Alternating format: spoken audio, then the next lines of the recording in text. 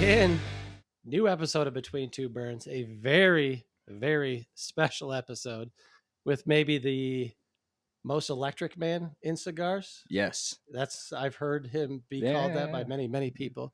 I've been called worse. We welcome in the one and the only Terence Reilly from Aganorsa Cigars. Terence, what's going on, buddy? Oh, thank you for having me. Oh, what a kind of electric. Wow. Electric. Yeah. Actually, we've heard many different ways to describe you. I prefer electric as the number one. I've actually I've got a couple new nicknames for you. I wanted to run by you. I was thinking maybe like Darth Validator. Darth Validator is an incredible nickname. The Validator Supreme. Okay. Or my personal favorite, Lord Validmort. Any one of those works for you. Yeah. It's a tough choice. I don't know. Yeah. So you're in. We're going to talk some all things Aganorsa, but I'm going to throw something at you here. I'm going to throw a non-cigar softball at you. There. Since we just watched your beloved Celtics blow 2 consecutive 20-point leads, first time in NBA playoff history, a team has blown back-to-back 20-point games. Hey, you know who's never done that? The Hornets. The Hornets have never done that. Listen, you can't blow playoff games if you're not in playoff games. That's how that works. Yeah. You got to make the playoffs. That's the first step to blowing. That's the first step. That's exactly right. So my question to you is, you're a beloved Boston fan of Boston sports. If you could only watch one of your teams for the rest of your life win a championship, which one would it be? Because you've got championships galore if you root for Boston. You've got Patriots. You got Celtics. You got Red Sox. This century we do. This century. Yeah. Well, it's been a good century. Most of your life. Let's put it that way. I'd probably say the Bruins. I'd say the Bruins. I like the Bruins a lot, and they've only got the one. They got the one in 2011, which was great, but that's it since Bobby Orr days, and I would like to see the Bruins, and they've had a couple heartbreakers since then against the Blues, which they were a much better team than the Blues, but the Blues just outworked them and they deserved it and won by physical hockey. And then of course the 16 or 17 seconds or whatever it is that the people in Chicago say to me every time I see them, that was a tough one too. So I'd like to see the Bruins. Do you feel good or bad for Marshon if he wins a championship with the Panthers? So I'm kind of mixed on him because he was with the Bruins for so long, but if he were not on the Bruins, I would have hated him because I hated all the stuff he did. Absolutely. But he was on the Bruins, so he got a pass. So I'm kind of mixed on. I mean, I guess I'd be happy if he got a ring. He was with the Bruins a long time, and the Panthers are playing. So I'll say I'll be happy, but I'm a little mixed on it because I kind of was like, oh man, if he's ever not on the Bruins, I'm going to hate him so much. And but he was on us for so long that now I kind of have an attachment there. Yeah. Well, that's good. I mean, I kind of thought maybe the Bruins would be the case just because they haven't had as much Boston fanfare, if you will, over the last 20 and playoff years. Hockey is great, great playoff hockey. To me, it's the most fun to watch. It's the best playoff sport. Yeah. 100%. Best in-person sport is hockey. Best playoff sport is also hockey. Yep. Agreed. The regular season can get a little doldrums like the NBA does, but all right, well, let's get into some cigar stuff. First off, we're going to start smoking some. I think we're going to get into the meat of it. What are you smoking right now? So I'm smoking our Aganorsa Leaf 25th anniversary, 25th anniversary. It's a very special cigar celebrating 25 years, and we're actually on our 27th or 28th year now, I guess. So it took a while to really make sure that this was ready and right. It's got a couple years of age on it. It's rare that a cigar after being rolled is aged for that kind of time. And we only made 1,000 boxes of them, and it's a one-time thing. So I'm savoring it. I like this. It's a savoration validation. That's good. That's Thank good you. right there. Yeah, I just came up with that right now. I like it. So I've smoked this. This will be the third one I've smoked. This is Jason's first time smoking it. And in our Instagram post, I put that this has the best retrohale of a cigar that I've smoked in a long time. It's complex. It's got that There's rich. this yeah, it's really rich. It's balanced. I absolutely love it. The question I had for you, and I don't think y'all put it out, but what's the blend on it, or can you say? So for all our blends, it's a little bit of a. They all end up sounding the same. All our cigars, binder and filler, use our tobaccos, and this one, the wrapper, is also our tobacco. So it's Corojo 99 wrapper, double It is binder, Corojo. fillers, and again, it's Corojo 99, Criollo 98, Jalapa, Esteli, and Condega, which 90% of our blends could be described that way. So it doesn't really help give you a sense of it in that regard. I mean, if I could mention farms, but the farms don't mean anything to anybody. They don't know, one farm from the next. Yeah. But that's why I kind of stress that the biggest part of this, besides that Aniversario cigars all have tobaccos aged 5 years or more in some cases. It was aged 2 years after it was rolled. So you get the additional advantage of having a cigar that had sat for 2 years aging before it was put in a box. Yeah. And I thought it was Corojo, and I'm happy to hear that it was Corojo because I'm glad I'm right. But I feel like for me, especially since the Aganorsa slogan is "Our leaf is our strength," to me, the defining tobacco for Aganorsa is the Corojo because it's so unique and so different. It's got that like toasty, barnyardy note that we talk about all the time. And that's what I fell in love with when I first started smoking Aganorsa tobacco. Obviously, your Criollo is unique. We've had the opportunity to do the tasting experience with you and with Fabian. And so getting to try the tobaccos is awesome. And the way that Corojo 2012 versus 99 is cool too. But this just reminded me of Aganorsa tobacco at its best every time I've smoked it.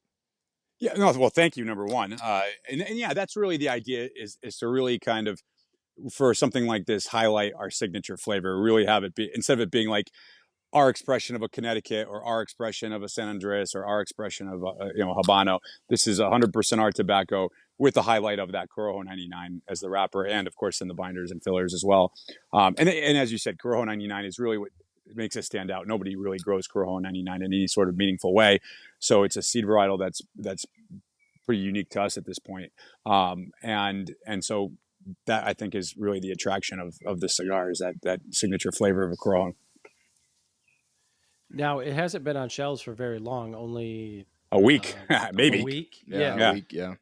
Are you getting the same kind of customer response from others that you're getting from us? Which is, this is going to be my first time smoking it. I've had multiple people who have had it who think that this is the best thing that you guys have done. Period. Oh, it's great to hear. I mean, we've had some good feedback so far. We've had it's just hitting the stores, so it takes a little bit. But the initial reaction, we have an Aganorsa Acolytes group on Facebook, and guys, yeah, we're going to talk about that, by the way. Sure, no, of course. I need to hear about this tattoo thing, but we'll get to that in a little bit. Yeah, that's another story. Let's not digress. But yeah, so far it's been good, and again, it's a $30 cigar. It's the most expensive cigar that Aganorsa has ever released, and so. That also is always held to a higher standard. So every time I see somebody smoking one, or validating, as I would say, I'll shoot them a message and say, "Hey, what'd you think? What are your thoughts?" And again, either they're trying to make me feel good or they really love the cigar. But either way, I'm happy with the answer. So you just kind of mentioned something I actually want to touch on for a second. When you guys are doing a cigar like this, something that's limited run, in kind of the landscape that cigars are in right now, with you see a lot of limited stuff. You see stuff, I don't want to say artificially expensive, but it is what it is. What are the discussions like when you're thinking about what this should be priced at? So that's a great question. So one, most of our product is under 10. I'd say more than half is under 10, and then everything prior to this is under 20. And that's intentional, of course. Again, we're vertically integrated. We have the ability. Not everyone has that ability. If you don't own the factory, you don't own the farms. Those all add costs. I mean, those people aren't working for free. They're going to make a profit on what they sell to you, either for tobacco or what they make the cigars for. So we have an advantage in that way, and we've always prided ourselves on saying, yeah, there's lots of great cigars out there, but for what we're charging you, it's going to be very hard to find something that's as good or better. And with this, I think what it came down to basically is it's a special occasion. because it's only 1,000 boxes, that's only 10,000 cigars. We could use some tobaccos that we had sitting for a little bit longer. We age the cigars for 2 years. To sit on cigars for that long is a very long time. I mean, you're just all 10,000 cigars. The cost is just sitting there, money tied up. Those are dollars locked up literally in a warehouse. Yeah, so you're basically, and you're not paying, you're not getting interest on any of that. So it's just sitting there tying up money. And then of course the box, we went with a high-end box. That's going to add to the price, of course, when you do something like that. So I think all those factors combined, and the amount of energy we did with it. Like I said, it's been, I've been working on this project for years now. That the time that we've put into it, we kind of were like, hey, listen, this is something that we've really spent a lot of time, energy, and great tobacco on, and great production quality. Let's put it out there. Again, we didn't do 50, we didn't do 100 just for the sake of it. We said let's put this at a so that people know that this is probably the most time and effort we put into a blend ever. And again, at the end of the day, like I can tell you right now that there are some people that I was at a store the other day in Miami, and I saw somebody, they walked up, they look at the box, they see the box, they see the price, and then they they're like, okay, this has got to be good type of thing. Which again we all know that's not the case. You could have a beautiful box and all that kind of stuff, and it'd be total garbage. But I think if you're going to do something special like this, you've got to set it as something that's special, and that's both how it looks and how it's priced. I mean, I think I remember when years ago working for my uncle at Casas Cigars. Casa Magna was #1 cigar of the year. I think at the time it was like less than $6 a cigar. Yeah, I was in a shop. We talked about that at the PCA when we passed by the booth. Like, do you remember when kind of thing? Yeah, and it was. I remember being in an event. I'll never forget it. The guy was like, "This cigar is amazing. Like, I'll take a box." And then we told him what the box cost. And he goes, "No, I want a box." And it was like, "No, that's how much it costs." He's like, "No, for the cigar of the year." Like he just couldn't accept that. And then he started wondering. It's like, so this was the cigar that if he had just seen the cigar on the shelf and seen the price, he would have not valued it as much. Simply because his expectation of what it should be. So I think it was also to say, hey, we can put out a cigar, that at that kind of price point that you're going to love, and like you've said, the feedback's been great, and people are tougher on something like that. If they spend under 10 and it doesn't burn the best, or it it's a little tight on the jar or whatever, they'll go, that's the cost of doing business. But on a $30 cigar or something, anything over 20, really, they start saying, man, if I'm going to spend my hard-earned money on this, I better have a absolutely outstanding experience. Yeah, and I feel like y'all were in a similar tough situation that AJ was last year when he came out with his 20th anniversary, because AJ makes a lot of cigars for other people, just like y'all do. You're making cigars for Warped, Viaje, Illusione. So not only are people going to be comparing this cigar to your own line of cigars, but they're also going to be comparing it to the other stuff. Absolutely. And with this, you want it to be the best out of everything, not just your own line, because like you said, you're saving the best tobaccos, you're using the best tobaccos because it is special. It's a big milestone. And like I said, I think it turned out awesome. I like the way you think. I like the cut of your jib, as they would say. What was that like at Quesada when that happened? When they won Cigar of the Year? Yeah. I mean, is that just, it was nuts. Nuts. It had to blow the roof off, right? So I heard a story one time, and you may not be able to say this is right or wrong, but I heard a story one time that Marvin Shankin, Cigar Aficionado, like did that almost maliciously. Like it was like, I wish he would be malicious with us. That's right. Like it was like, we're not prepared for this, and we don't know what we're gonna do now that it's happened. I don't know who told me that. I think that's totally made up. Again, like I said, I hope to God he's malicious against me now. Right. So in Aganorsa, I'd really appreciate if he maliciously gave me in the company Cigar of the Year, or Eduardo, really. But no, I mean it was not expected. The cigar had come out in August, so it had been released like 3 months before or something like that. And then, of course, you know how it is at the end of the year, the factories all close. So between mid-December and mid-January, it's closed. And so everything that was in the warehouse was gone in about 8 minutes. And again, I can't speak for any of the other guys that have won Cigar of the Year, but I have to say that was probably one of the most impactful on a company in terms of like it was just a perfect storm of situation. The economy, it was 2008. Yeah, you had the Lehman Brothers, the market crash, everything like that, and they gave a cigar at $5.25. It was the least. It was the best price cigar on the list, and it was number one. And that just like the world was ready for that. I think at that moment. Yeah, you reach this whole, this whole different group of cigar buyers, right? That maybe don't spend up on anything cigar related, other maybe at that time sub six, and you touch those customers where you don't always get it, so it creates this kind of even almost doubled up frenzy, if you will. Yeah, so you have everyone that's looking for value that suddenly can smoke the cigar of the year for less than $6, and then you have the people that want to smoke the cigar of the year, whatever it is. There's lots of those guys that you've seen them. They come in the store with the list or whatever, and hey, do you have this one? And do you have that one? And then you have the guys that maybe lost their shirt in the market or whatever, and we're like, I can't smoke these Davidoffs anymore, but I can still smoke the cigar of the year for $6. So yeah. I think it just attracted a huge disparate groups of people, and it took forever to catch up with that. I mean, really, I wish I was. That was literally my first year in the business. So like, I was it really? I was like, wow, this is great. People are just throwing money at you. Yeah. Well, this is easy.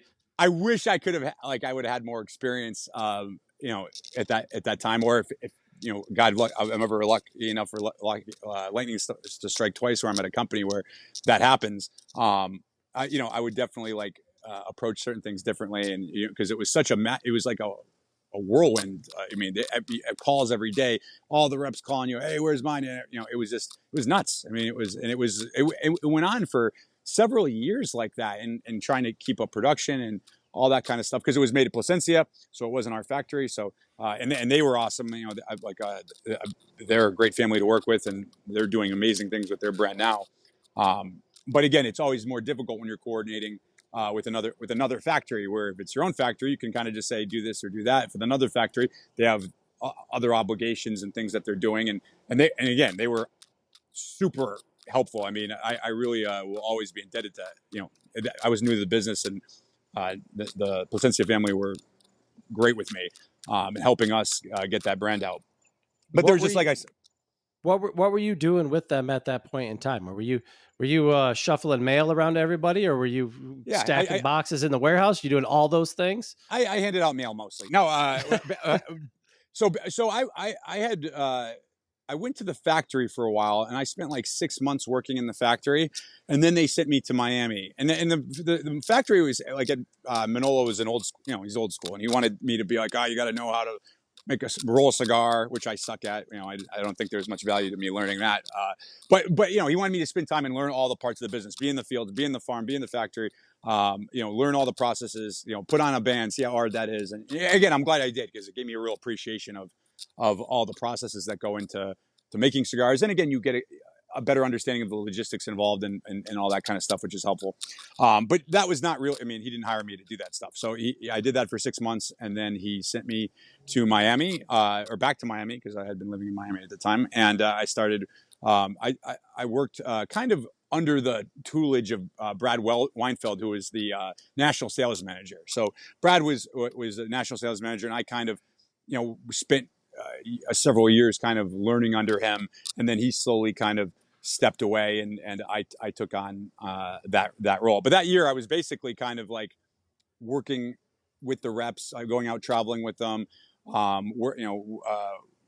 doing similar things to what a national sales manager would do, but like without kind of the industry experience.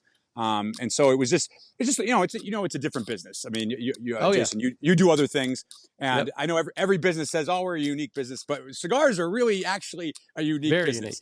Unique. Yes.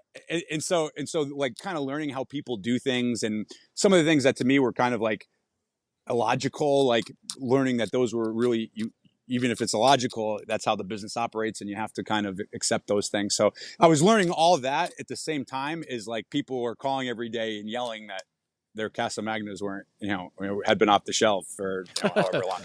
So it was kind of a whirlwind time. And again, I was meeting people I didn't know, didn't have the relationships I do. I've been doing this, I think, 15 years now or something. So I had now it would just it'd be interesting. One, it would be great to be in that position again, but also, I've been doing this a long time now, and I know the business much better, and I have most of the retailers know me now compared to back then, where there's this young kid that doesn't send me my Casa Magnas, So, yeah. Well, there has to be something really fun, kind of about that when you're there. That's happening. You're kind of being whipped around, touching all sorts of pieces of the business and really getting kind of thrown to the fire in the grind of it when it's, your the family business, if you will, that kind of thing. I mean, there's something very kind of startup-y about it, if that makes sense. Yeah, it was an interesting time because they had the company had gone through so for many years, they had distributed Hoya to Nicaragua, and then Hoya went to Drew, and the Casa Magna was a replacement for that. So that was, and Hoya was a very successful brand. It's to this day, obviously. And back then it was like a big part of that distribution portfolio. So they need something else from Nicaragua. So they brought in this new brand, and this new brand was, literally had been on the shelf for a couple months, and won Cigar of the Year. So it was a fun time, and I was in my 20s at the time. I was younger, and it was. I have a lot of good memories from that time and from working for my uncle. It was a really great experience. I'm always very indebted to my uncle and my cousins and everybody for giving me the opportunity to do that. I mean, I didn't have business experience in the industry. And this business, it's so ancestral. They don't hire anybody that's not in the business already. So that's right. I had the opportunity. Thankfully, there's also nepotism in the business, and so I benefited from that. Nepo baby. Yeah, so I had the advantage of. But again, I think probably people were like, "What's this, gringo that's somehow related to you doing in the business?" And I was there almost 10 years, and it was a great time of my life. So that was actually something I was going to ask you about. Is what led you to leave working for your uncle and go work for Aganorsa? So what kind of was happening is that my uncle is now fully retired, but as time was going on, he was kind of taking less of a role, and it's a family business, and there's a lot of family members, and everybody kind of had ideas of how to do things, and so they brought in a consultant, and this guy was he was a good guy, but he had set up grocery stores in France, and his mentality was basically all businesses are the same. You just improve efficiencies and logistics, and you lower costs, and it'll be fine. And I didn't really see. I didn't feel that it worked that way, and I had learned that myself. When I would go out there, he never really traveled around and met the retailers or things like that. He basically was in Dominican Republic, looking at spreadsheets and things, and I just felt that, listen, if you're going to have somebody do it this way, it should be somebody that has has more confidence in what you're doing, because I'm literally going into places and they're kind of telling me exactly what I told you. And, I'm arguing with myself, basically. I mean, the guy's saying exactly what I said, and now I've got to kind of be a good soldier and defend the company line. And it just kind of was like, I don't think this is not right for me. If you need somebody that's going to embrace the strategy, and it's not me. And so but I left on great terms. I stayed several months. I gave them a heads up. I said, listen, I think it's time for me to do something else. But I'll give you I made it through Oktoberfest season, which they still do to this day, which I'm very proud of. That was the last time. That was the last time I actually saw Manolo. He came to the shop and did a Oktoberfest event with us in 2015 or 16. Yeah. He was always awesome. Just the most gracious and humble guy. I mean, just great awesome guy. Yeah, so much. And again, he was nice enough that that, and he would tell you that I'm saying this because he would tell you, I was like, hey, I want to do this beer themed cigar. Beer is becoming popular, and I think if we do something for Oktoberfest, it would be really, something to pair with Marzen style beer and everything. And he was just like, this is crazy. He just thought, people don't drink beer with cigars. And and one of the sizes was like a 6x65, which at the time that was I think one of the biggest cigars you could buy out there. It was 2011. And he's like, no, who's going to smoke this tree trunk? And it just, for him, it was just this crazy idea, but he let me do it. And to this day, they're still making Oktoberfest. So it was, like I said, it was great that he gave you enough rope to hang yourself with. And even if he didn't really get what I was trying to do, he'd let me do it. And some of those projects really panned out thanks to the fact that he was willing to kind of let me run with it. Yeah. So how did Aganorsa come into play then? Because, we've been working with Aganorsa before it was Aganorsa. It was Casa Fernandez. Obviously, y'all have made La Colonia for us. We've had the privilege of meeting Eduardo Fernandez before, and we know his story about the pizza and the cattle and all this kind of stuff. And we always said that like Aganorsa or Casa Fernandez at the time could be bigger. Like we thought you had the best tobacco in the world. So how do you get there? And I don't know. I guess my question is like at the time, I don't know that it would have been the most appealing thing unless you saw the potential in it. So is that kind of where your head was, or did it just kind of fall in your lap? So it's an interesting story. Is that and you know him, Bob Morris? Oh yeah. Oh yeah. So when I left, Bob had worked with me at Casada. We had brought him on. He got back in the industry in 2012 as a broker. We had hired him at Casada. He and his son came on board with us. And then I think a few years later, it was 2015 maybe. They had Brian went to pursue other things, and Bob didn't want to do it alone, and they retired. But they had done a great job for us. I had a very good relationship with them both, so Bob, I guess, had come back into the industry because Eduardo Fernandez was his high school roommate. Yeah, prep school roommate with Eduardo Fernandez. I swear to God, he said that every time he came in here. Well, he was very proud of it. He was very proud of it. And so he was kind of helping out part-time in the Carolinas and Virginias, probably more than most people would full-time, because Bob is obsessive about things, but it was a kind of a part-time thing that he was doing to kind of help Eduardo. And Eduardo had asked him, hey, if you see anybody in the industry that would be good for a national role of managing the sales and marketing and things, like, please keep an eye out. And so he contacted me, and I had I knew Paul Palmer, the president of the company. I had spoken to him on a few occasions, various events. It's a small industry, and I knew they made cigars for Lugion, and the tobacco had a very good reputation. And I had liked cigars I'd smoked from the company, either made by them or made for other people. But that was about the extent of it. They were not on my radar. They were not a company I was like, oh boy, I hope they call me or anything like that. It just wasn't something that I was in my view at the time. But he called me and he said, hey, would you do me a favor and listen to we might have an opportunity for you. And it really, in all honesty, out of respect for Bob, I said, sure. The door's always open. You never know how things will work out. But I really kind of assumed that I would kind of do that and leave the meeting and say, thanks so much, but I don't think I'm interested. But the more I learned about the company is exactly what you said. You're like, man, these guys have tobacco. Everybody in the business, you'd hear the same record play over. I could have recorded one person and then gone to all the other people and just played the recording, and they would have gone, yeah, that. And it was basically, they've got great tobacco. They're vertically integrated. They're making all these, hot brands for other people, but their own cigars are very confusing. The names are confusing. It's not branded well. And there's really just no buzz about it, no talking about it. And they didn't have sales reps in many territories.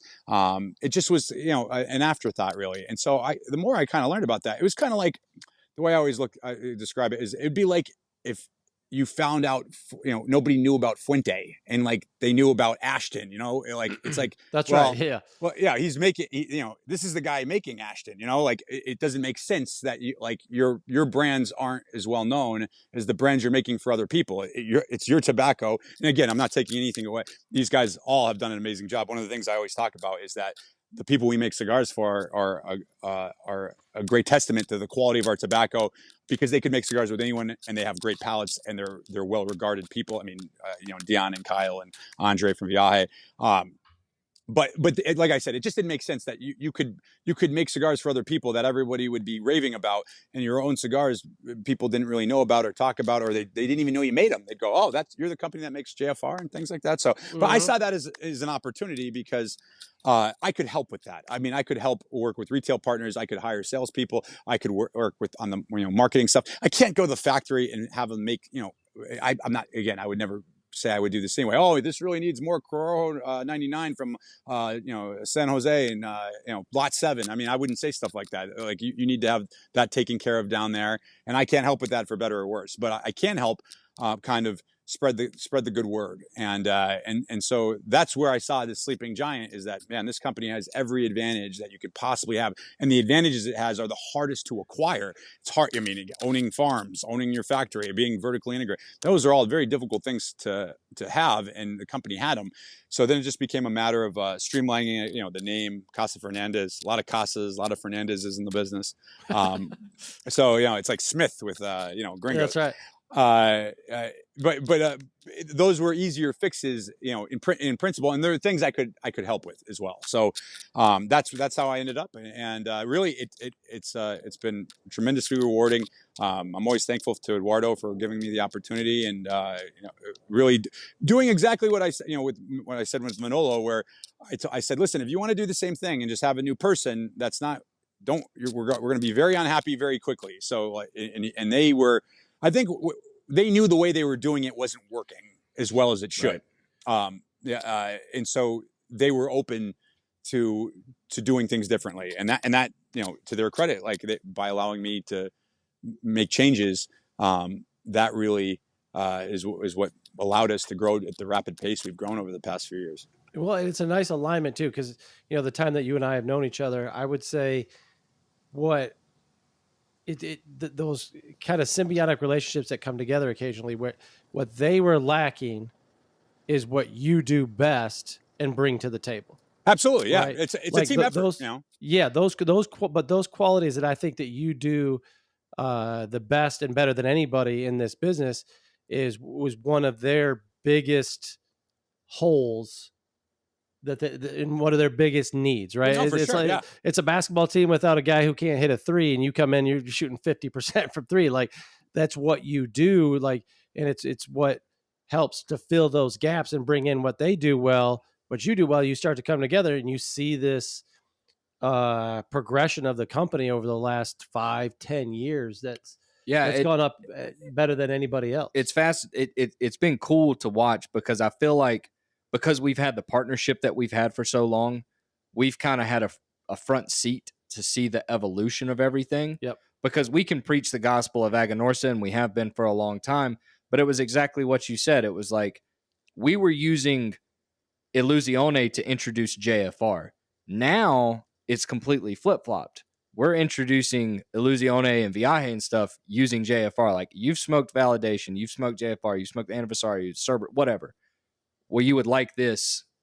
It's made by the same people. It's got the same kinds of tobacco in it. And just the flip-flop that's happened over the last 6 or 7 years, really. I don't know how long you've been with the company now, but I feel like it happened overnight almost. Yeah, you're right. You're right at 7 years, right? 2018 is when you came on there? Yeah, the very end of 17. So basically, 2018 was my first year, really. I mean, I got December of 17, I showed up. So, but yeah, I mean, you say a couple of things there that are really important points. One is that, it's a team effort. Like, we brought in guys that that were to run territories that there was nobody. I mean, literally, we had territories where we brought in a guy, and he did what the territory did in a year and a month. And so, because that guy had the relationships, and I had a relationship with him from either, Casado, or, I brought him in, or whatever it was. We have guys like Fabian now. It's really a team effort, and you have to have people that do things well that you don't do well. And the company didn't have somebody that do what I do. And then when Fabian does things that I don't do well, and then some our reps do things that I don't do well, we have a great office manager. So there's all these things that make it successful.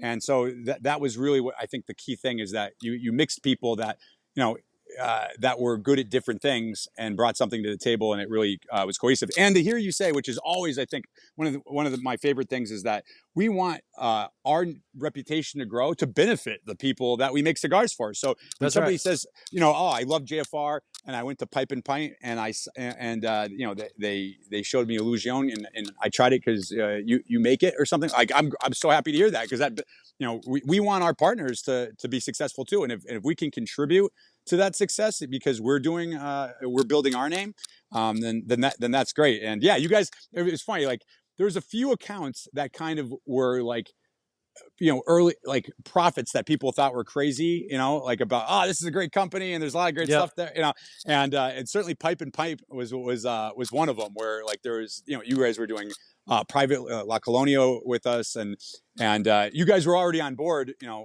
before I ever showed up. Yeah. Yeah.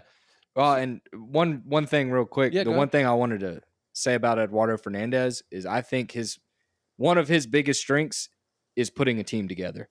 Because how Aganorsa came to be to begin with was he wanted to get into tobacco, but didn't really have much knowledge about it. So he buys the farms from Pedro Martin, and then he gets this group of people together that at the time included Don Pepin, which we won't talk about, but like this mega group of superstars in the industry, and he started something, and he's still doing it. He's still putting a good team together, and it's paying off now. So that's a good point because, and Terence, you can tell me if I'm wrong here, but a guy who's a businessman who's had the level of success he's had at other things could certainly be, I'll try to think how I want to frame this.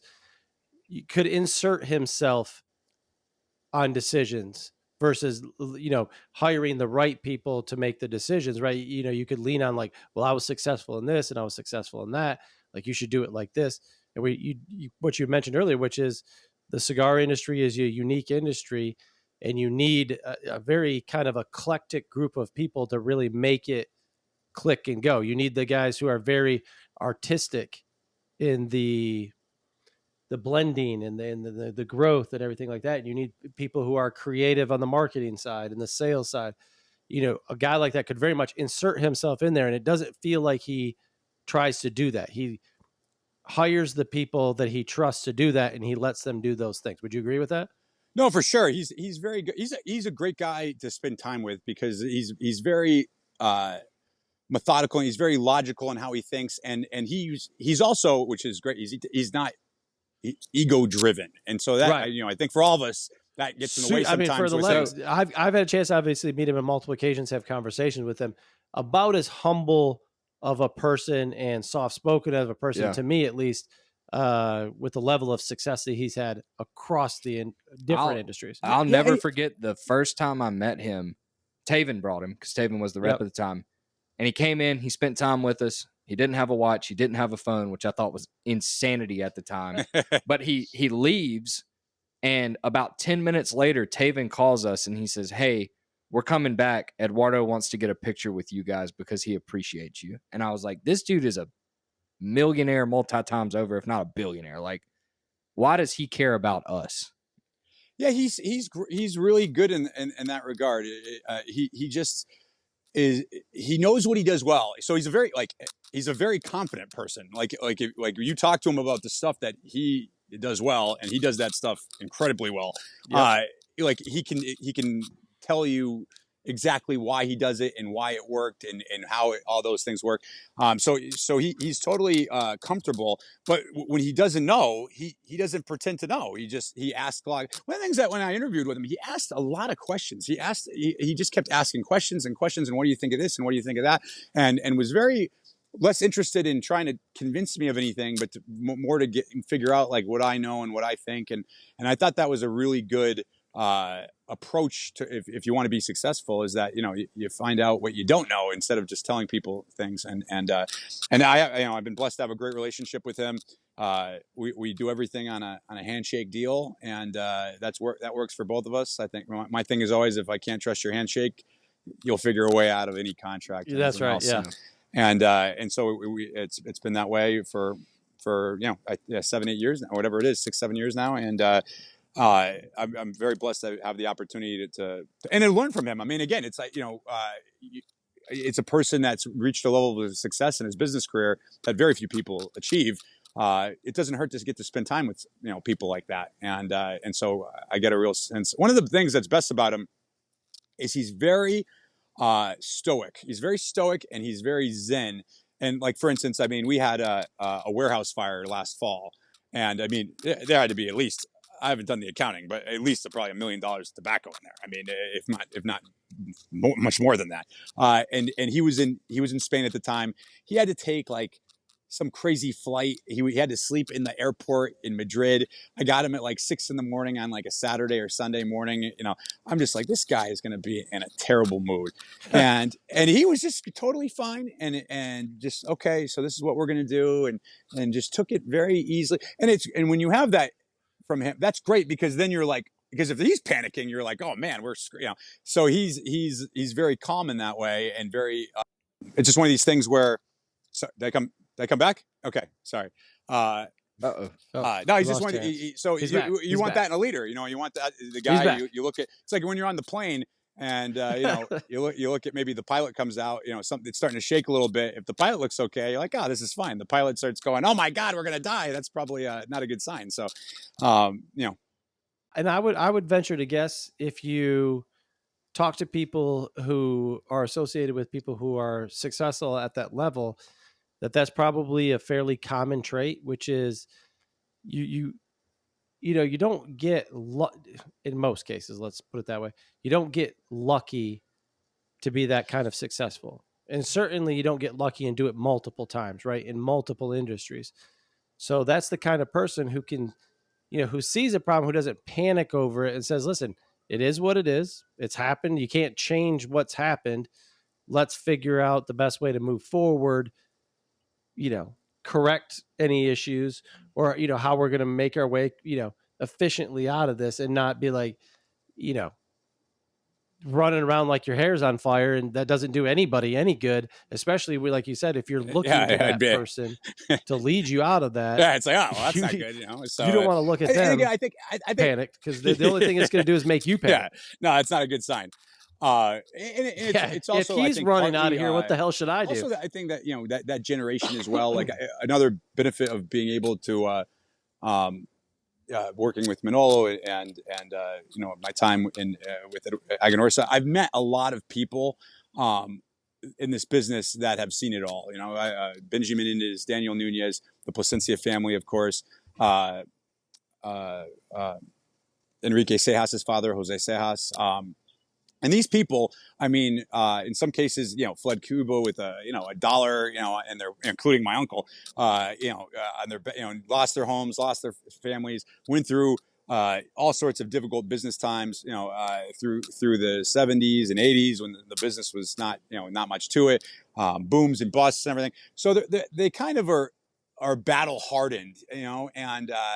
Eduardo, again, he came over, I think he was 12 or 13 years old, and, you're in a new country, and now, okay, here we go. It's a totally different life, totally different culture.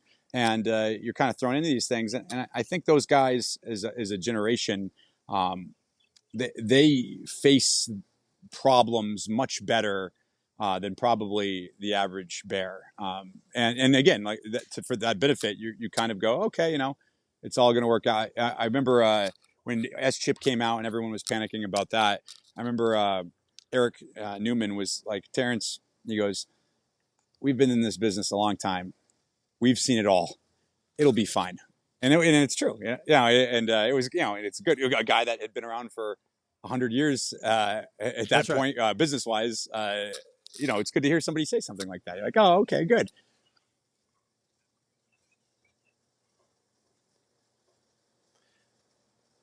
Yeah, probably not. And then you wonder, like, with that same person, the first time they saw it, did they react the same way?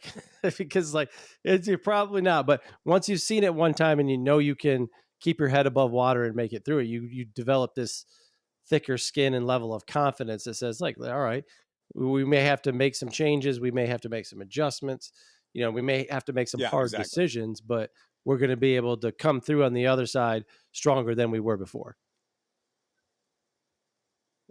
I want to circle back a little bit and touch on something we talked about briefly, you had mentioned, which is partnerships with other brands, if you will. You obviously probably, you could tell me, no, we don't ever get this, but I doubt that that's the case. But I'm sure you get asked all the time, hey, I want you to make this cigar. Let's make this. I got a brand I want to start. With your current partners that you do business with, and anybody that you may be looking for or who approaches you, what does that look like? What do you look for? How do you handle, because you have these different personalities across cigars, you have these very eclectic personalities that are brand owners, company owners, however you want to frame it. Everybody comes with a different idea, with a different way of doing business. Is it tough kind of juggling these different personalities? Because, when I think about who you guys do business with Dion or with Andre or with Kyle, and past Yeah, and so present I think different there's kind companies, of a it's line obviously between a before I juggling came act to to the handle company these and different after, personalities. in the regard that, like, for instance, Dion and Kyle and Andre, and I have a great relationship with all of them, and they'll call me from time to time for some reason or another. Andre just sent me a whole bunch of craft beer from California, unexpectedly out of the blue, which was very kind of him. But they don't deal with me at all, like, in terms of the business side. They go to the factory. They talk to Eduardo and the people in the factory. They do coordinate through our office, like, the shipping and all that stuff and that kind of thing. But I don't have any real involvement with them. And they also they came in at a time when our own brands were not they were kind of on the back burner. They weren't the focus. So those guys have a different kind of relationship than, I would They say, weren't as people that have established. come in since, to some degree, because those guys, like, for instance, I mean, we have tobacco set aside for them. Like, Deanne will go down and he'll say, yeah, I want this bale, and I want these, this lot from this farm, and put these aside for me. And the factory will do that kind of thing for him, as they've always done. With newer people, the approach is kind of like, the door's always open, number one. So we'll always listen. Hey, what do you think? Will this work? Is this a good, is this an opportunity here? More of that will go through me, and I'll handle those, like, we do Black Star lines. Like, that's something that I would handle. Some of the private labels we do, that are on a smaller level, I'll handle those. And a lot of times it comes down to, like, just, does it work? Like, this is how we can do it. Does that work for you? And if it does, great. And then if it doesn't, then it's better to find that out now. I always joke that, like, I'm like the worst person to talk to about, like, creating a brand because, like, I try to talk people out of it. Basically, it's like, listen, it's tough, and everybody thinks they're going to make a cigar, and it's suddenly going to be, people are going to smoke it, and it's going to be magical or whatever it is, and you don't think about the logistics, and you don't think about the marketing, and you don't think about all these different factors that are really much more.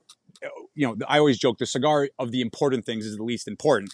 Not because it's not important. You have to have a good cigar, but there are tons of companies that have come out with an incredible cigar that have failed because they didn't do the other things well. Where there are some companies out there that probably have a mediocre product, but they do logistics and the marketing, and they handle that side of the business very well, and so they're able to survive. You have to have those factors in, and those a lot of times aren't the sexy part of the business. So I kind of am almost like try to scare them off. And if they still want to do it, one, great. They can't say I didn't warn them. And two, you want to know what you're facing. I would never want anyone to say, Terrence, I wish it had been a little bit more straightforward with the difficulties of this, before I dumped a bunch of money into my brand. And so that's kind of, the difference between the guys that have been with us for a while and the guys that have come in more recently, I would say. I'd say, like, I work more closely with those guys. And I don't work really at all with the people that were there previously.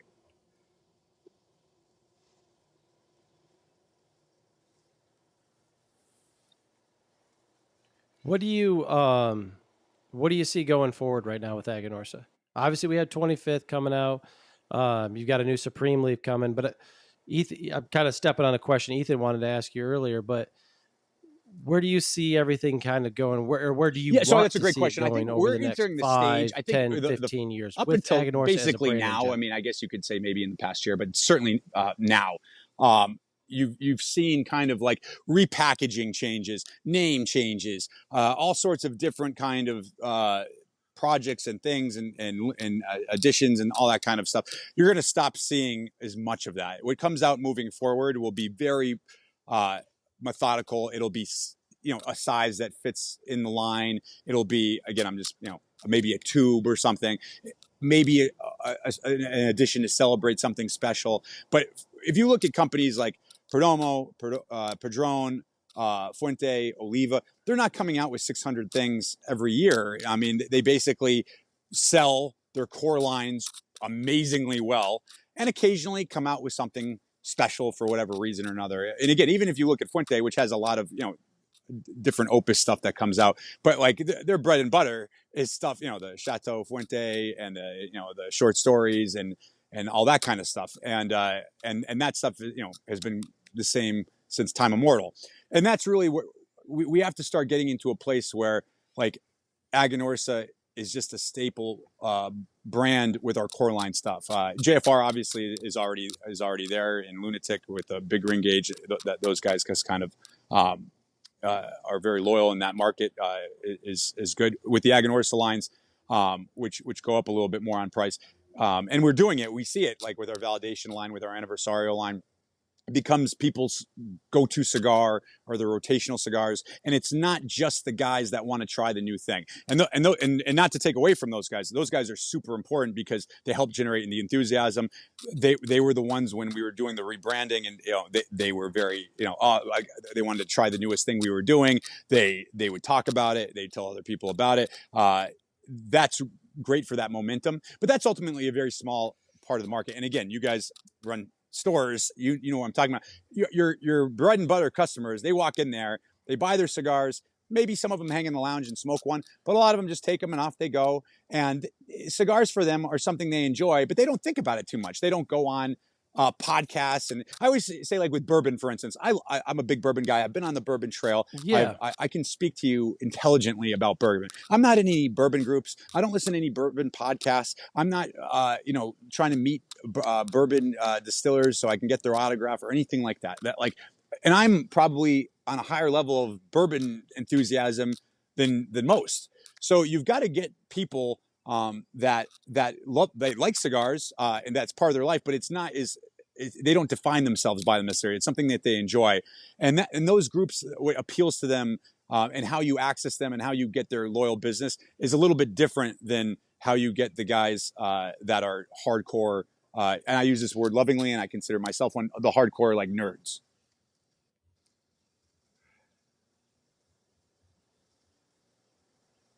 Yeah, and I don't mean to interrupt you, but I love hearing that because Ethan and I did a podcast towards the beginning of the year and kind of what we'd like to see, what we want to see. And one of the point of emphasis that I had as a retail shop owner was like, I get the limited edition stuff. I get the drops and the releases and stuff like that. I'm not knocking any of that, but a real emphasis and focus from companies on their core products and their core business, what 90% of our customers buy on a regular basis, farming those and taking care of those brands and those lines, from my perspective, was really important because that really is what drives the engine, what fills the tank up on a daily basis. Those smokers of those things are a huge, the largest probably chunk of that business. Like, and trust me, I totally get the anniversaries. We do them with La Colonia. We do them with you. You guys did our 25th and things like that. But those core products are what that same person comes in that Ethan and Robbie and the guys see every 2 weeks, every week and a half, getting a box, over and over and over again. So we've seen actually, nobody listened to that podcast, so I'm not taking any credit, but we've seen and heard a similar kind of call from other manufacturers that we've seen, kind of preaching the same thing you are, which is we have this core level of business. We need to make sure that we are nurturing it, making sure that it stays flourishing. That way that customer is always satisfied. That allows us to do these other kind of special projects that may drive enthusiasm and interest to the brand. So you become this kind of repeat buyer on the core product. Yeah. And what I was going to say is I think bourbon is a great example of that, because if you look at Buffalo Trace, which as bourbon people know is like the creme de la creme, it's the Opus X, right? Pappy's and BTEC. Pays the bills. They have Fireball. Like that's what Fireball built the shots? brand. Are you calling for Fireball shots right now? Might be. That's exactly right. Like Jack Daniels is doing all this cool stuff now, and I love Jack Daniels. The 14's awesome, 12, 10, Coy Hill, all this. Holy shit. I think we just got struck by lightning on the outside of our pod. Did you hear that through the microphone? I'm back. Sorry, we man. go. We did the large. I don't know if you heard it through the microphone. A lightning bolt may have struck literally outside of our window. Oh, Yeah, wow. Okay. I thought it was me. mean, I was like, it shook the house. yeah, like holy moly. that was nuts. I mean, I'm that glad was we still have incredible. power. Oh, Can man. you hear us I thought- okay, though? Yeah, it's perfect. I thought it was me. Okay. I'm like, oh my God, it's never happened to me before. I'm like, trying to check the Wi-Fi, but maybe we went out. I didn't. So No, I'm just glad that may have been the closest I've ever been to a lightning bolt. I mean, Yeah, that so had it to was been right- it was right outside. That may have been in our parking lot. Yeah, Yeah. We're speaking so much truth that That's exactly that somebody says they don't like what they heard here. Yeah. yeah. Too much. Yeah, but anyways, the bourbon thing, Jack Daniels got popular because of Old Number 7. Bourbon guys don't drink Old Number 7, right? Jim Beam got popular because of Jim Beam. Maker's Mark got popular because. So it's this mentality that you see in bourbon and other places. Like we see it in the wine world, even, right? Like Caymus and everything is popular, but like their bread and butter is their less expensive stuff because that's the thing that people are drinking on a daily basis. And that's what you want. You want people smoking your cigars on a daily basis. Absolutely. Yeah. And that's why, again, I think especially with COVID where people had government money and nothing to spend it on except cigars, booze and Home Depot, it kind of inflated the market. Yeah, well, it was for a couple of years there. And it kind of made it where, people weren't afraid to just spend a lot of money on cigars. And I think what you're saying is that we're kind of returning to more of a normal state, which is good because we never did anything wild like that. We kept it being like, I mean, if you take, let's just say a cigar that's $10, which is not outrageous. Now it's probably on, towards the sweet, what the average cigar is. If you smoke one a day, that's close to, $4,000 a year. I mean, if you're making $50,000 a year after taxes, it's probably, 10% of your income, almost. So we take that seriously. A person has to be able to afford the product. And for us, we kept a focus on that. And in the short term, maybe we lost out on some opportunities because we literally had people saying, you've got to come out with, a $50 cigar. You've got to come out. Like we heard that. And we were like, I don't know if that's a good long-term play just to do it. Not to say that a cigar can't be that. It's just to do it for the sake of doing it because people will pay it. I don't know if that's a great strategy in the long term. So I think it almost builds distrust in your customer base if you do that because they're not. The one thing I'll say is like customers may not know what they want to smoke, but customers aren't stupid, right? Like if they see that your cigar average cost is $10 and now it's a $50 cigar, they're going to think money grab. And then they're going to lose interest in the brand because they're going to feel like they've been betrayed where it hurts the most. And that's where that's their wallet. Yeah. And again, there obviously cost of rollers, cost of materials, cost of everything has gone up. So there is obviously it's a real issue that we've been dealing with. Yeah. But yeah, there is certainly, a lot of, attempt to really go after, a market that was willing to pay for that sake and nothing else.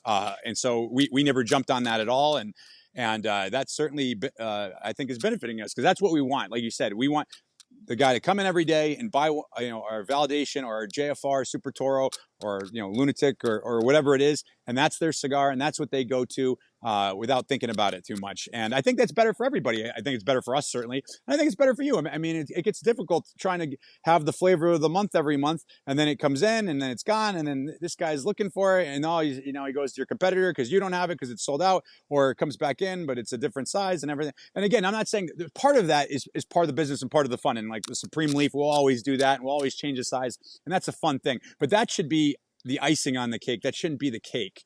And so that's really going to be the focus for the next couple of years, is really making Aganorsa brands be something that every humidor, a store opens up, they feel they need to have our brand in there. A store needs us as part, not needs is a strong word, but like feels that like, oh, these are the brands that we want to have in our humidor because they're consistent, they sell day in and day out, and they're going to be available. And so that's kind of the shift, which is a little bit tricky because again, you have to kind of, it's like getting off steroids in a way, you gotta be careful, because when you come out with a limited line, you see that that bump. You see, all of a sudden 1,000 boxes are gone or whatever it is. I mean, that adds up. That's a nice boost to the month or whatever it is. But in the long term, it's just not sustainable. And so you have to wean yourself off that and start putting out stuff that. Okay, find the winners. What you've done, not everything's a winner. This one doesn't work for whatever reason. Eliminate that, and then put the more focus on the stuff that people reach for again and again. And so that's going to be the strategy for the next few years. Is really consolidating our presence in the humidor as a go-to brand for as many people as we can gather. So the one other trend question I had for you. So you guys used to work with a guy named Noel Rojas, who I'm sure you know well, and he came out, he rebranded and came out with a cigar that he called KSG, the King of the Small Ring Gauge, right? Well, you guys are obviously the opposite of that with big ring gauges. We did the 10x100. Jason's exactly wearing where the I wanted T-shirt. to go with this. I'm wearing I smoked the 10x1, the old 100 at the Pipe Pint T-shirt. Yeah. God, is the guy that smoked it in 42 minutes still alive? Barely. That's for different reasons, but yeah. He is. Thank God. Yeah. Do you think it's going to be a continual focus, and y'all are going to be the KBGs, the king of the big ring gauges, or do you see it as more of a trend in the marketplace and those big ring gauges going away?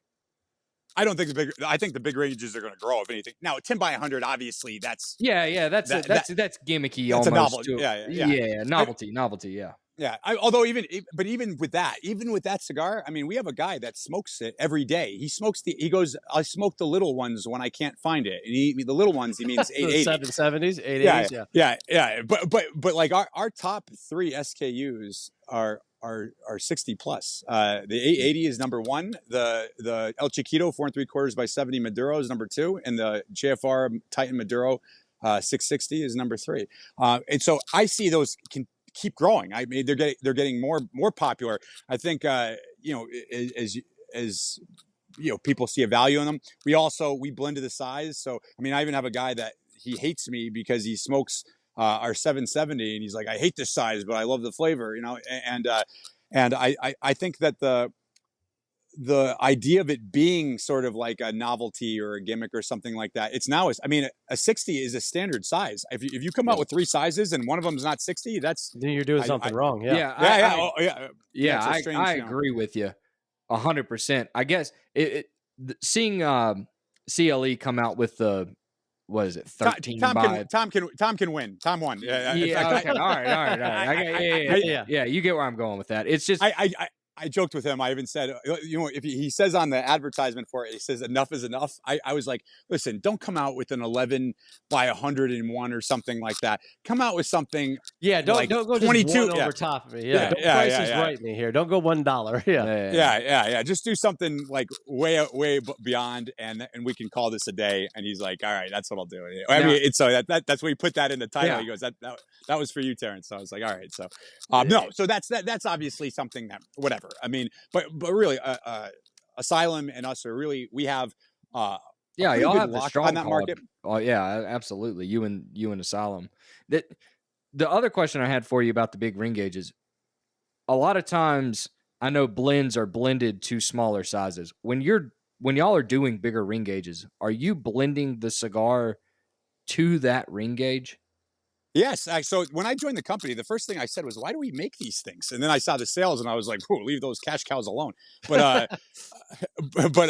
yeah, it changed my mind about big ring gauge. And again, when I was at Casado, we made the Uber 6x65 and things like that. So it's not like I was totally like, what is this? But they blended the size, and some of the cigars like on the Torch, the 4 3/4 by 70 size, I think is the best tasting size. I'm not a big ring gauge guy. I like, under 50 really for the most part, 46, 48. That's like a real sweet spot for me. But again, in terms of the market, that's not where the market is trending. And so we blend to the size. So the 770 is blended for that size. They're not taking a Corona and trying to scale that up. Like they're making that cigar.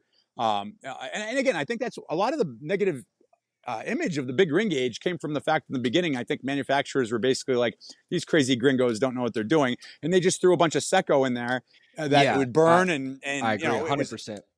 yeah, it didn't have a lot of taste, and so people were like, oh, they're not flavorful. I mean, this is diving down another rabbit hole, but the idea that the wrapper is 90% of the flavor and everything like that—that's a made up thing. I mean, it's impossible. Number one, the percentages are made up. Nobody knows what percentage or anything. That's just a made up thing.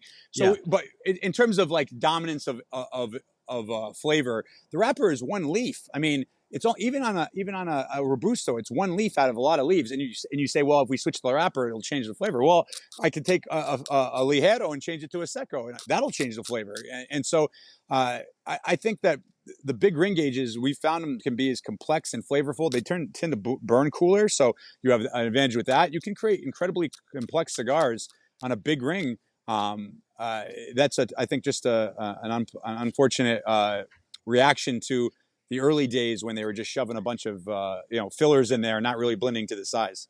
Yeah, I remember when big ring gauges, because I feel like it was funny. I feel like Lanceros were the thing, and then all of a sudden it was 60. So we went from one end of the spectrum One extreme to the other very quickly. Yeah.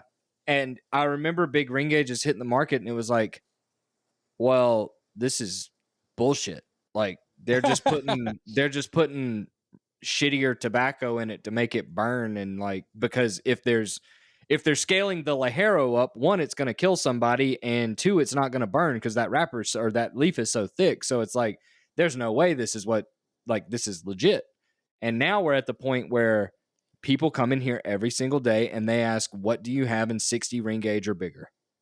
And what sorry, go on. Well, I was just going to say, and it's crazy how many we sell. That was all I was going to say. Yeah, and just because you mentioned Lancero. So the Lancero, and again, I like the Lancero as much as the next guy. The Lancero consumer is the opposite type of consumer as the big ring gauge consumer. The Lancero, and again, you guys can tell me you run a store, but the Lancero consumer is loyal to the size, not the blend. So he'll come Agreed. in. He wants to try new Lanceros. He might buy a box if it's, but then he won't buy another box if ever, for a year, because he's trying another Lancero and another Lancero. So it's not they're not brand loyal. They're always trying something different. They tend to be very finicky in terms of they probably smoke less because they're more into the experience. So they're smoking it smaller, and they have to find the right time so they can enjoy all the flavors. The big ring gauge guy, he like that 8x80. That guy goes in there, he buys that 8x80, and he smokes it every day. And like we don't even, I would say, like for instance, like with the 880, there's not even, you guys could tell me how many actual customers smoke that cigar. I'd say probably 80% of your sales in a store, 90% maybe, or from a few people, because they just smoke it over and over and over again. So a Toro guy, maybe that Toro guy smokes more cigars, but he's not smoking the same cigar. Whereas the bigger the size you get, the more brand loyal they are to that specific cigar and that specific size. And so from a perspective, it's great. You have, for both you and for us, that John Smith's going to walk in the store and he's going to buy 3 twice a week, and you can predict your sales for it. You can order based on that knowledge. Whereas like with Lanceros, okay, you bring in 10 boxes, you sell all 10 in a day. You're bringing another 10, and that lasts 2 years for whatever reason. It's a much harder. And again, I love Lancero. We, like, in our acolytes group on Facebook, we joke about how, like, they're always like, let's do a Lancero. I'm like, guys, like I don't want to go out of business. I don't want to be fired. We can't just come out with cigars that people are going to smoke once or twice and then look for the next thing. We have to come out with stuff. Yeah. And again, we have an Anniversario Lancero. It's amazing. Box pressed 7.5 by 40. It's really bigger than a traditional Lancero, but amazing cigar. I love them. We do well with those in a few stores. A few stores really sell those well that have a clientele for Lanceros, and everywhere else it's the worst selling size. But like you said, that clientele for that Lancero is probably just a few people. Yeah, a few people. Who buy that. Yeah. What was that? What was the so I was lounging on my couch watching TV with my daughter the other day, and one of the Liberty insurance commercials come up with the emu, and I said to her, I was like, what do you think that meeting was like when the marketing company came in and said, it's like, listen, I've got a great idea for this commercial. It's a buddy cop thing. You're like, oh, okay, kind of like Beverly Hills Cop. Yeah. But just think the Eddie Murphy guy is a giant bird. You're like, what the fuck are you talking about? What was the meeting like? I mean, did it take convincing to get that 10 by 100 done? And how much of it did you think, realistically, how much of it was, I think this can draw attention, or I think this can be a real product going forward? I was kind of, I can't take credit for the 10 by 100. Max, Eduardo's son, was actually the one that really pushed to do it. I was kind of like, oh, it's Really? going to be, yeah, I was kind of like, it's going to be in one size. It's a one cigar. It's going to sell like, I mean, just for comparative purposes, the 8 by 80 is like a $12 cigar and the 10 by 100 is a $40 cigar. So it's like a significant price increase. Right. And I was just kind of like, I didn't think we wouldn't sell them, but I was like, we'll probably just sell them one time. People will buy it to say they bought it and, put it on the shelf or smoke it as a joke at a party, and that'll be the end of it. So I was definitely wrong. One of the things that like I try to emphasize is I don't really have that many good ideas, quite frankly. What I mostly do is I listen to you guys and other people, and I take their ideas and I pass them off as my own. And I've had a lot of success with that. A lot of good people do that, man. And really, it's like you guys know the market well, so we listen to what you guys say. When we rebranded everything with the arm for Aganorsa, one of the reasons we did that is we did a survey. I don't know if you guys filled it out, but we sent it out to all our retailers. And one of the things was that it takes about 5 minutes for me to explain your company, and the names are confusing. And even with the Aganorsa name itself, it's kind of, it's a funny word. It's like, and then during COVID, and I'm sure you experienced this when people couldn't go in the stores or whatever, they'd call in, they'd say, hey, can you get me that cigar I always buy? And you'd be like, well, which one? Well, it's on the left-hand side of the humidor. It's like, well, Yeah. what's the brand name? What size is it? Oh, I don't know. It's probably 5 or 6 inches long. They're like, they don't know what they're smoking, and they're smoking it every day. They don't know the name of it. So Yep. I was, that terrified me. I mean, think about the miracles that have to take place here. Somebody has to walk into your humidor, which is filled with great cigars, Yep. and somehow walk out with ours. And then they have to like it enough to want to smoke it again. So already we have a lot of contingencies here. And then that guy walks in and goes, I was here the other day and, or 2 weeks ago, and I smoked this cigar and it was really great. Do you remember what it was? And maybe you have a POS and you can go back and look, but a lot of people don't have that. So Right. then the guy goes, man, I don't remember. I mean, I don't know what I had for breakfast. I can't tell you what you smoked here 2 weeks ago. And then the guy goes, oh, okay. And he goes back to whatever he was smoking before. So you lost him. So for us, it was super important to be like, do something. So at least they can say, it's the cigar. It has an arm on the band. At least you know where to take them in the humidor now. Maybe you can find it, something that, there it is. Okay, that's what it looks like. And so that all came out from just talking to our retail partners, talking to consumers, and what you do is you try to just listen to your customers, and you hear the same kind of comments over and over again, and you make decisions based on that, and so that's kind of how we try to do things, and the 10 by 100 certainly wasn't my idea, but it's we've made it a regular line now because people just keep buying them, so God bless them. Well, and that's good to hear too on the branding piece of it, because we're fresh off of PCA, and Ethan and I are meeting with you guys and our partners that we have in the humidor, but we're also entertaining some meetings with some brands that we don't carry. And then as we get reps in all the time talking about what Sure. they have and everything like that. And one of the things that I kind of repeat all the time is like, listen, we have X space inside the humidor, and what is in there right now is not in there just for the hell of it. Yeah, it's not a museum. That's right. It's in there because it sells. So if you're telling me your opening order is 12 facings, and if I got to take, and I'm packed full in there, and I got to put 12 of your boxes in there, that means 12 boxes have to come off, and those 12 boxes sell. So you got to explain to me why it is, that what differentiates you. What are you going to do with your product inside this humidor to help it go? Because, I don't want to hear like, well, just have your guys hand sell it and stuff like that.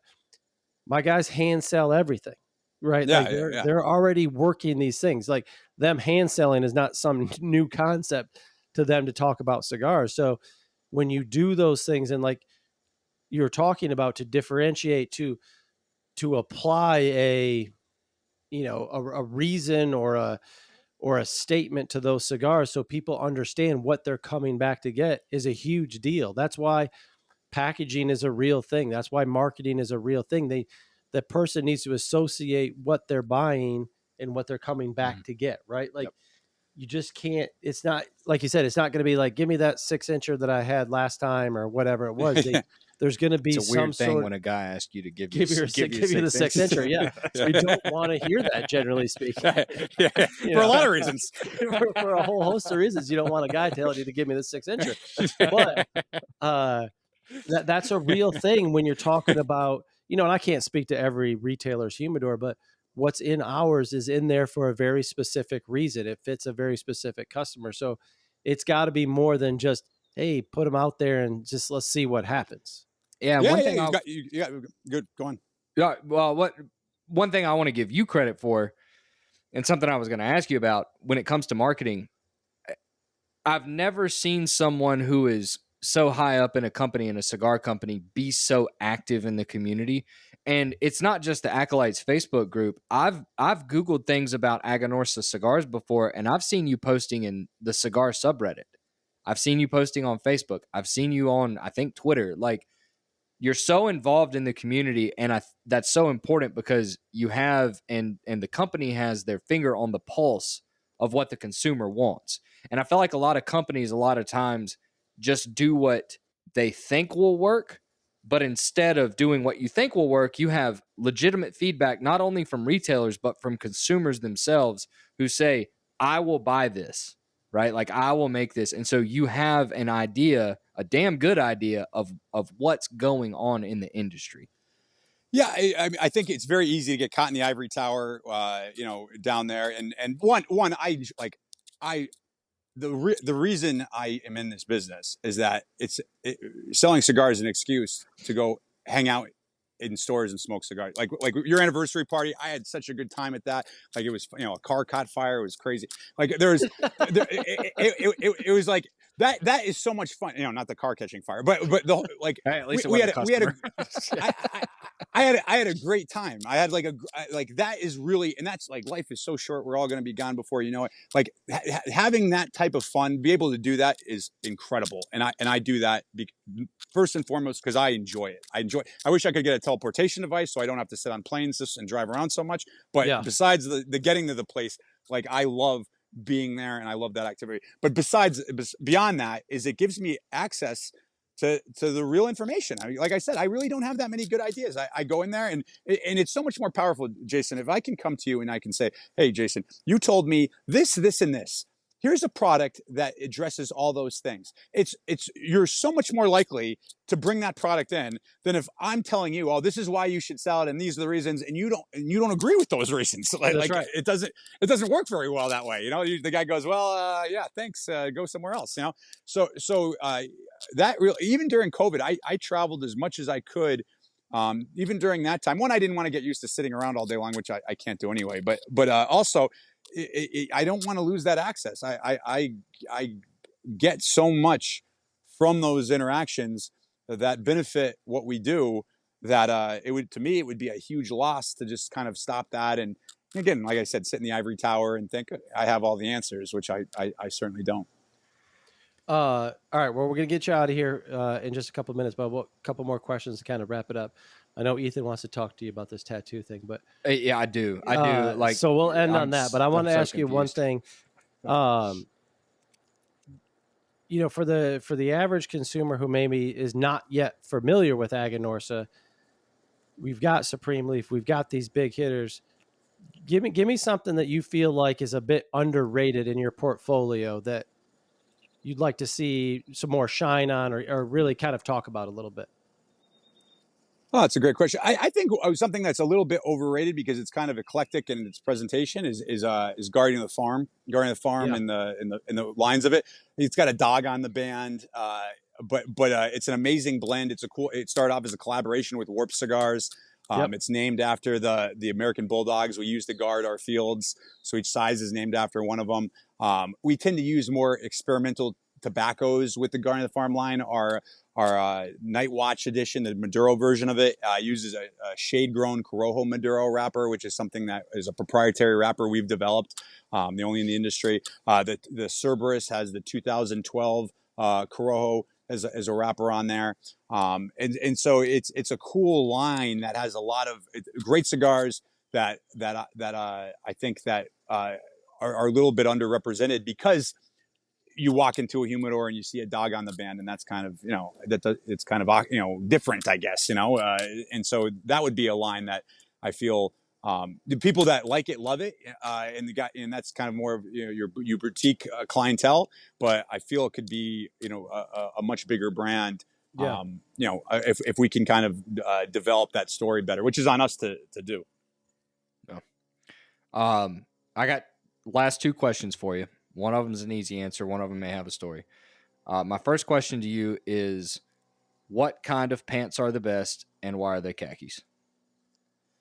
So khaki pants. I don't want to say that I've redefined men's fashion for the 21st century. Do you and Jim Harbaugh meet up on a quarterly basis and talk khaki? Jim's a friend. He's a friend. We share a lot in common. No, how that all started is I grew up in the Northeast, and in the Northeast, everybody, if you don't work a blue collar job, basically you're dressed up. Like if you work any sort of job that's not like plumbing or something, like you're in a suit. And so that was kind of the mentality I had come from. And so when I joined the business, I started going out there in a suit. And one, I was young and I looked young. And you have some young looking guy in a suit going throughout the country trying to tell you, it gave a bad impression. I'll never forget. I was in a shop and I said, "Oh, we've got this great bundle program. They're a great deal." And the guy said, "Yeah, they're a great deal for a guy wearing Ferragamos or something like that." And it kind of shocked me, and I was like, "Oh man!" And so I switched to khakis and polos, which was more of a relax. That was what that's a Northeast thing. It's funny when I go back to the Northeast and I go sometimes to like a family reunion or something. It's like, oh, I'm back with my people. Everyone's in khakis and polos, but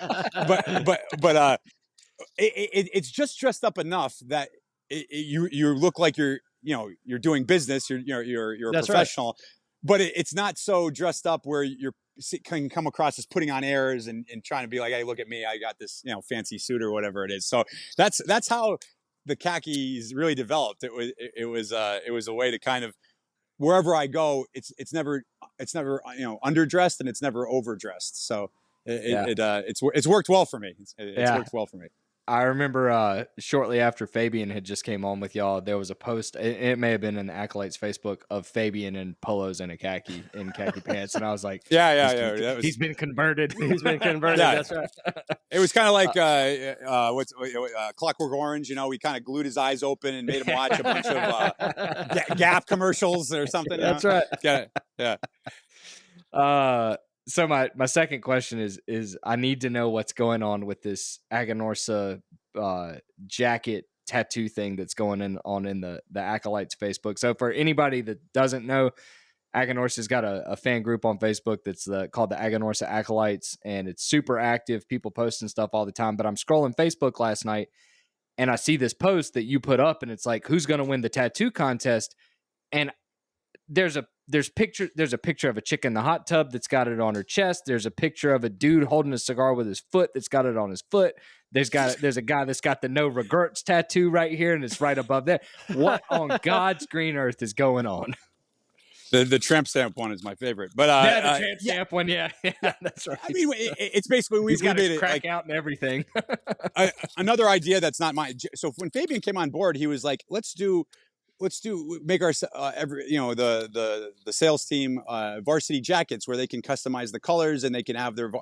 I was like, why are we doing that? He's like, no, it'll be cool. We'll all have varsity jackets, And so I was like, all right, well, Fabian's got good ideas. Let's do that. And so everyone got to customize their colors and kind of make it their own, thing. And although letting the reps do that was a mistake. I mean, Palm, your rep has Ohio State colors. Boy, David Palm. Shut up. He's got Ohio State. Lord. The New England rep has Yankee colors. The Ohio rep has, it looks like an Arizona. It looks like something a chameleon would wear in a nightclub that sells hard drugs. I mean, it's like this crazy. Like we saw it at we saw it at PCA. Yeah, we did. Yeah, it stands out. But it was a fun thing. And so, people want them. And so we did this, we had this promo where it's a jacket packet where it comes with a temporary tattoo and you take a picture. And, at the end of the day, guys, this is all about fun. If you're not having fun, get out of this Yep. business. There's easier ways Yep. to make money for sure. So we always try to maintain that aspect of it. And again, it's just fun. Everyone looks at the pictures, and the customer gets involved and gets to, you know, have some fun with it. And that's what we want. We want our consumers to feel like they're part of the group, and that, which it's true that we listen to them and we do what they say. But the more we can do things that kind of allow them to partake and have fun and be part of it, I think is good. And so that's kind of where all that came from. And it's a win-win, right? Like the more they're involved in doing kind of, you know, silly, fun, kind of off the wall things, the more likely they are to associate with what they see inside the humidor. And by the way, I use you guys as an example all the time with the 10 by 100 contest, where you got the shirt, you know, I smoked the 10 by 100 at Pipe and Pint. They put the times on the wall. I mean, that Yep. is just a great way to get people involved. I mean, I tell that story all the time. I'm like, I recommend they do it, to be honest with you. I'm like, man, you know, like these guys blew through these things just by making it fun, you know? And so the thing is, you always want to, what makes it fun too is working with people who are willing to do that stuff, you know? That's Some right. people, and it's fine. I always remember, it's at the end of the day, it's your store. You don't work for us. So we have to work with you. And some people, they are like, listen, put it in the humidor. I buy it because it sells, and they're not really they don't care too much about, you know, doing things like that. It's just not their thing, and they don't want to do it. But where we really see the growth, and for ourselves and with that store, and the stores that we see the most success with and are growing the most, never mind Aganorsa overall, the stores that will work with you on that stuff and make it fun and do, because we can't do it alone. I mean, you need the store to be a partner in it, and obviously it's got to benefit them. But if you have people that work together and make it fun together, it's way better, and it makes it more enjoyable, and the sales are way better, obviously, as well. Yeah. Well, not to suck on your 10 by 100 here, but we'll wrap it up with this. We're obviously, what a we way love to end. Aganorsa. Yeah. That's right. We love Aganorsa. We love you. We appreciate that partnership and what you guys are doing. We're at the kind of point we do anything you would ask at this point. You guys make our La Colonia cigar for us. You did our anniversary cigar for us. You guys showed up at the anniversary party, which was a great time. And we appreciate everything you guys are doing. No, again, likewise, it's all about, what I always say is passion for the product is the only metric of success. And without stores like Pipe and Pint, like it's not going to happen. So we're super appreciative of the opportunities that you guys have given us. And as I said before, you guys were true believers, you know, before there was, you know, as much evidence of justification for the faith. So thank you for having me, and thank you for the support. Yeah, I don't know if it'll fit, but I'm going to put that on a bumper sticker. Yeah, be a long Terence, one. You know? I appreciate it, buddy. Thanks for the time tonight, bud. Yeah, thanks, man. My pleasure, guys. Thank you, Thanks, guys. buddy. Cheers. Absolutely. Validate today. Cheers. Get a flex. Let's get a flex. There it is. Yeah, There it that's is. right. He broke the broke the mic. Just do it. He's excited.